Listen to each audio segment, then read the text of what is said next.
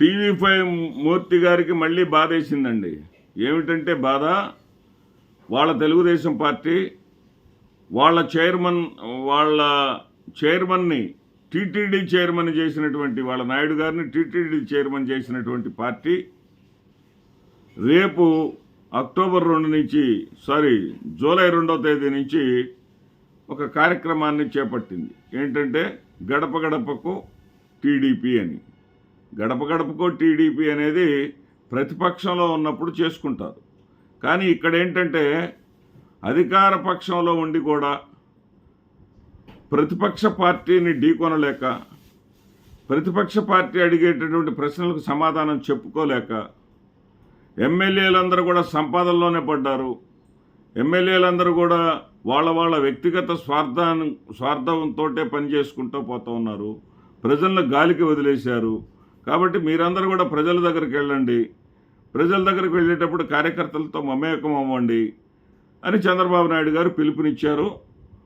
అంటేనే అక్కడ అర్థమైపోతూ ఉంది ఏంటంటే కూటమి ప్రభుత్వం ప్రజల్లో అప్రతిష్ట పాలైంది అని.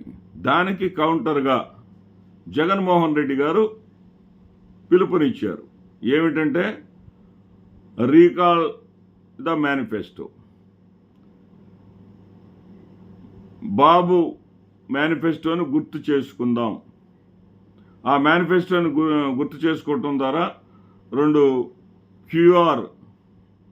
క్యూఆర్లు కూడా ఇచ్చారు. ఒక క్యూఆర్ టచ్ చేస్తే ఆయన యొక్క మేనిఫెస్టో మొత్తం బయటకు వస్తుంది. మరొక క్యూఆర్ టచ్ చేస్తే ఆయన మేనిఫెస్టోలో జూన్ 12వ తేదీ వరకు ఇస్తామన్నదేంటి, ఇచ్చిందేంటి, అంతకుముందు వైఎస్ఆర్సీపీ వాళ్ళు ఇచ్చిందేంటి, ఇస్తామన్నదేంటి, వాళ్ళు ఇచ్చిందేంటి, ఇవన్నీ బేరీజు వేసుకుంటారు. దీంతో మీకు వచ్చినటువంటి నష్టం ఏంటి? బేరీజు వేసుకోవటం అనేది ప్రజాస్వామ్యంలో అవసరమా కాదా? ప్రజాస్వామ్యంలో ప్రతిపక్షం అనేది కూడా మీ డైరెక్షన్లో, మీరు చంద్రబాబు నాయుడు గారు భజన చేస్తూ ఉంటే మీ డైరెక్షన్లో మీరు చెప్పిన ప్రకారం పనిచేయాలా? మీరేమని అడిగారు? నిన్న ఇంకా ఎంతమందిని చంపడానికి బయటకు వస్తున్నారు అని అడిగారు. ఎంతమందిని చంపటం ఏంటి? మీ కళ్ళేమన్నా దొబ్బాయా? కందుకూరులో 8 మంది చనిపోయినప్పుడు మీ కళ్ళేమన్నా దొబ్బాయా? గుంటూరులో చీరల పంపిణీలో 3 చచ్చిపోయినప్పుడు మీ కళ్ళేమన్నా దొబ్బాయా? ముఖ్యమంత్రిగా చంద్రబాబు నాయుడు గారు ఉన్నప్పుడు 2 చంద్రబాబు నాయుడు గారు కాన్వాయ్ కింద చనిపోయినప్పుడు మీ కళ్ళేమన్నా దొబ్బాయా? ప్రస్తుతం Srikakulam MLA, Telugu Desam party MLA car కింద వృద్ధుడు పడి చనిపోయినప్పుడు మరి ఆ కారును కూడా సీజ్ చేశారా? ఇప్పుడు ఆ ఎమ్మెల్యేని కూడా ప్రజల మధ్యకి వెళ్ళొద్దు, తిరగొద్దు అని చెప్పి చెబుతారా? సిగ్గుండాల మీ వ్యాఖ్యలకి. అంటే జగన్మోహన్ రెడ్డి గారు ఏమీ చేయకూడదు. ఫిబ్రవరి 19వ తేదీన ఆయన గుంటూరు మిర్చి యార్డుకి వస్తే, రైతుల పక్షాన పోరాటానికి వస్తే మీరు కేసులు పెడతారు. అదేమంటే అనుమతి లేకుండా వచ్చారు అని చెప్పి. ఆ రోజు ఎవరేమో చనిపోలేదే. రైతులు తండోపతండాలుగా జగన్మోహన్ రెడ్డి గారి దగ్గరకు వచ్చి ఆయన వాళ్ళ గోడును వెళ్ళబుచ్చుకున్నారే. మరి అది మీకు వార్త కాదు. అక్కడ కూడా మీరు జగన్మోహన్ రెడ్డి గారు అనుమతి లేకుండా వచ్చాడు అని చెప్పేసి దాన్ని ఒక హైలైట్ చేస్తారు. కానీ అక్కడ రైతుల సమస్యను మాత్రం మీరు ప్రస్తావించరు. అదేవిధంగా నిన్న మీరు వ్యాఖ్యల్లో ఒక ప్రస్తావన చేశారు. పొదిలి పర్యటన కూడా ప్రస్తావించారు. పొదిలి పర్యటనలో ఏం జరిగింది? పొగాకు రైతుల కోసం జగన్మోహన్ రెడ్డి గారు వెళితే పొగాకు రైతులు వేలాదిగా తరలి వచ్చారు. మీ చంద్రబాబు నాయుడు గారు నోటితోనే చెప్పారు 15,000 మంది అని. కానీ వాస్తవానికి 40,000 మంది వచ్చారు. అది వేరే సంగతి. కానీ అక్కడ ఏం జరిగింది? మీరు ఒక 40 మంది చేత ప్లకార్డులు పట్టించి ఆ ప్రోగ్రాంను భగ్నం చేయాలని ప్రయత్నం చేసి అభాస్పాలయ్యారు. అక్కడేం జరిగింది? అక్కడేదో జరిగినట్టుగా బిల్డప్ ఇస్తారేంటి? సరే, నిన్న సింగయ్యదే చూద్దాం. సింగయ్య మరణం ఎవరి వల్ల? ప్రభుత్వం భద్రతా ఏర్పాట్లు చేయనందువల్ల కదా. సింగయ్య వచ్చి జగన్మోహన్ రెడ్డి గారు కారు కింద పడేదాకా పోలీసులు ఏం గడ్డి బీగుతున్నారు? పోలీసులు ఏం చేస్తున్నారు? ప్రతిపక్ష నాయకుడు ప్రజల్లోకి వచ్చినప్పుడు ప్రజలు వస్తారు, ఆయన చుట్టూ జనం ఉంటారన్న సంగతి ప్రభుత్వానికి తెలియదా? పోలీసులకు తెలియదా? వ్యవస్థలకు తెలియదా? ఇంకా ఎంతమందిని చంపాలి?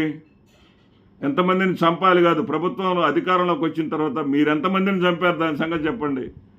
అమాయకులైన భక్తుల్ని చంపారే, తిరుమలలో 6 భక్తుల్ని పొట్టన పెట్టుకున్నారే, సింహాచలంలో 7 భక్తుల్ని పొట్టన పెట్టుకున్నారే.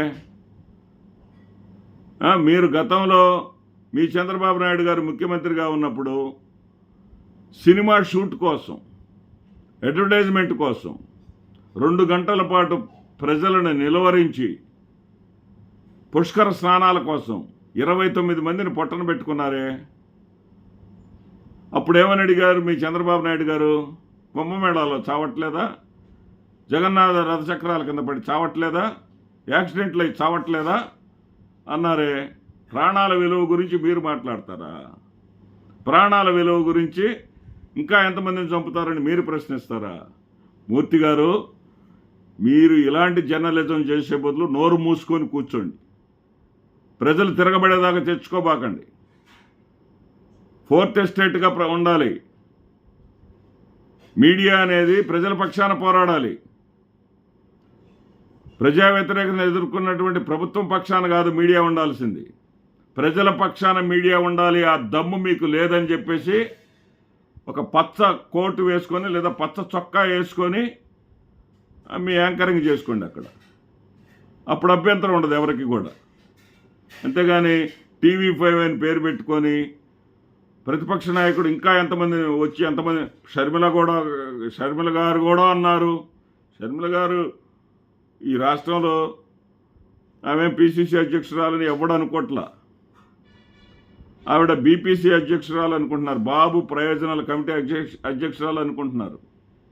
ఈ సంగతి మీరు కూడా ప్రజలకు మరొకసారి గుర్తు చేసినట్లే అయింది షర్మిల పేరు మీరు ప్రస్తావించడం ద్వారా. మీ యొక్క నక్కజిత్తుల జర్నలిజం బదులు, నగ్న జర్నలిజం బదులు మీరు మంచి జర్నలిస్టు, మంచి వ్యాఖ్యాత, నేను కాదన్నాం. కానీ మీరు ప్రజల్ని మెల్ట్ చేయటానికి, ప్రజల్ని తప్పుదోవ పట్టించడానికి డైవర్షన్ పాలిటిక్స్ చేయబాకండి. ప్రజలకు ఏదైతే వాగ్దానాలు చేసి ఇచ్చారో ఆ వాగ్దానాలను నెరవేర్చేంత వరకు ప్రభుత్వం ఏ విధంగా పనిచేస్తుందో ఒక కంట కనిపెట్టి ఉండాల్సినటువంటి బాధ్యత మీడియా మీద ఉంటుందన్న సంగతి గుర్తుపెట్టుకొని ఆ మూర్తిగా పనిచేయండి. అంతేగాని భజన మూర్తిగా పనిచేయబాకండి.